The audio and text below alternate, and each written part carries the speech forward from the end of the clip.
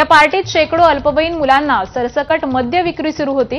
कुठलेही ओळखपत्र न पाहता तसंच एंट्रीचे रेकॉर्ड रजिस्टर न ठेवता अनेक कॉलेजमधील 17 ते 21 वयोगटातील मुलांना या पब चालकांनी प्रवेश दिला, असा आरोप आता महाराष्ट्र नवनिर्माण विद्यार्थी सेनेनं केलाय। मनसेनं कार्यकर्त्यांसोबत राज्य उत्पादन शुल्क विभागाचे अधिकारी सुद्धा यावेळी उपस्थित होते। त्या हॉटेलमध्ये त्या पार्टीचं कुठलंही रेकॉर्ड नाही, तिथे कुठल्याही लोकांचे आयडी न बघता, विद्यार्थ्यांचे आयडी न बघता त्या ठिकाणी त्यांना प्रवेश दिले जात होते।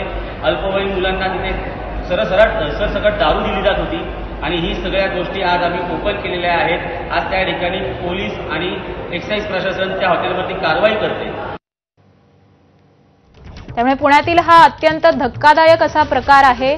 पुण्यातील एका नामांकित कॉलेजमधील विद्यार्थी या पबमध्ये आले होते, परंतु हे विद्यार्थी अल्पवयीन असल्याचं कळतंय आणि याच संदर्भातली अधिकची माहिती घेऊयात आमचे प्रतिनिधी मिकी घई यांच्याकडून।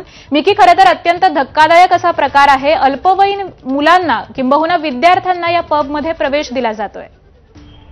अगदी जर आपण बघितलं तर पुण्यातील 2 नामांकित कॉलेज आहेत, तिथले विद्यार्थी मोठ्या संख्येने फ्रेशर्स पार्टीसाठी पबमध्ये जातात आणि या पब मालकांना किंबहुना चालकांना या संदर्भात माहिती देखील नसते, कुठलीही कल्पना नसते आणि त्या ठिकाणी गेल्यानंतर हे रेव पार्टी एन्जॉय करतात। मात्र जर आपण बघितलं तर पबमध्ये जेव्हा प्रवेश दिला जातो कुठल्याही लोकांना, मुलांना, मुलींना, तेव्हा त्यांचे आयडी कार्ड अर्थात त्यांचे एज काय आहे हे चेक केलं जातं। बरेच विद्यार्थ्यांना त्या ठिकाणी मद अर्थात दारू देखील त्या ठिकाणी ते पिलेले आहेत। खरंच त्यांनी त्या ठिकाणी त्यांचं कार्ड चेक केलेलं होतं का, त्यांचं एज लिमिट काय आहे हे चेक केलेलं होतं का? आणि या रेव पार्टीच्या संदर्भात अर्थात या पार्टीच्या संदर्भात मनसेच्या कार्यकर्त्यांना माहिती होती।